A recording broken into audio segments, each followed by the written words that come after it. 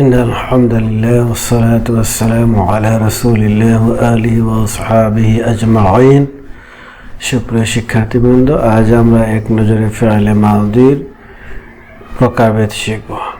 চলুন আমরা ফেলে মাউদির প্রকারভেদ শিখি। ফাআলা সে করলো, নাসারা সে সাহায্য করলো, দরাবা সে প্রহার করলো। বলুন তো দেখি এই কাজগুলো কখন হয়েছে? বর্তমান, ভবিষ্যৎ না অতীতকালে? বলে অতীতকালে হয়েছে।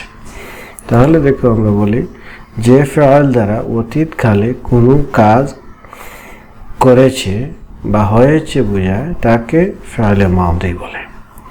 যে ফেল দ্বারা অতীতকালে কোনো কাজ করেছে বা হয়েছে বোঝায় তাকে ফেলে মাউদি বলে। ফেলে মাউদি 6 প্রকার। 1 নম্বর হলো মাউদি মুতলক, 2 মাউদি করিব, 3 মাউদি বাঈদ, 4 মাউদি ইস্তেমরারি, 5 মাউদি ইহতিমালি, 6 মাউদি তামান্নাই। এই হলো ফেলে মাউদি 6 প্রকার। 1 নম্বর হলো মাউদি মুতলক। মাউদি মুতলক 4 ভাগে বিভক্ত। একটা হলো ফাআলা সে করলো, ফাআলা সে কৃত হলো, মা ফাআলা সে করলো না, মা ফাআলা সে কৃত হলো না। এটা মাঝে মতলব, এর প্রত্যেকটাই প্রকারই 4 প্রকার। একটা হলো দেখেন ইসবাত ফাইল মাঝে মতলব মারুফ, ইসবাত ফাইল মাঝে মতলব মাজহুল, নফি ফাইল মাঝে মতলব মারুফ, নফি ফাইল মাঝে মতলব মাজহুল। ফাআলা সে করলো, ফাআলা সে কৃত হলো, মা ফাআলা সে করলো না, মা ফাআলা সে কৃত হলো না। মাউদি করিব। মাউদি করিব আবার 4 প্রকার। কদ ফাআলা, কদ ফাআলা, কদ মা ফাআলা, কদ মা ফাআলা।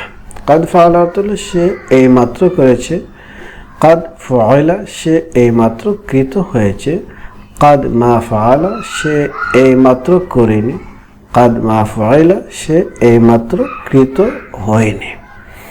মাঝি করিব চিনার উপায় হলো মাঝি মতলক এর শুরুতে কাদ যুক্ত হওয়া বা ফাআলা এর আগে কাদ যুক্ত হলে তাকে মাঝি করিব বলে। মাঝি বাঈদ, এটাও আবার 4 প্রকার। কানা ফাআলা সে করেছিল, কানা ফাআলা সে কৃত হয়েছিল, মা কানা ফাআলা সে করেছিল না, মা কানা ফাআলা সে কৃত হচ্ছিল না। এখন দেখেন এটাও 4 প্রকার। ফাআলা এর আগে অথবা মাজি মতলকের আগে কানা যুক্ত করলে তাকে মাজি বাঈদ বলে। দেখেন এখানে 4টি জায়গায় প্রত্যেকে খানা যুক্ত হয়েছে, আর মাটা খানার আগে আর কাদ এর পরে মা যুক্ত হয়। কাদ মা ফাআলা হয় কিন্তু খানা এর আগে মা যুক্ত হয়। 4 নম্বর মাউজি ইস্তেমরারি। কানা ইয়াফআলু সে করছিল, কানা ইউফআলু সে কৃত হচ্ছিল, কানা মা কানা ইয়াফআলু সে করছিল না, মা কানা ইউফআলু সে কৃত হচ্ছিল না। মুদারে, ফেলে মুদারে এর আগে যদি খানা যুক্ত হয় তাকে মাজি ইস্তেমরারি বলে। কানা ইয়াফআলু, কানা ইউফআলু, মা কানা ইয়াফআলু, মা কানা ইউফআলু। তাহলে আমরা যদি ফেলে মুদারে এর আগে খানা দেখি তাহলে সেটার বহস হবে মাজি ইস্তেমরারি। মাজি ইহতিমালি।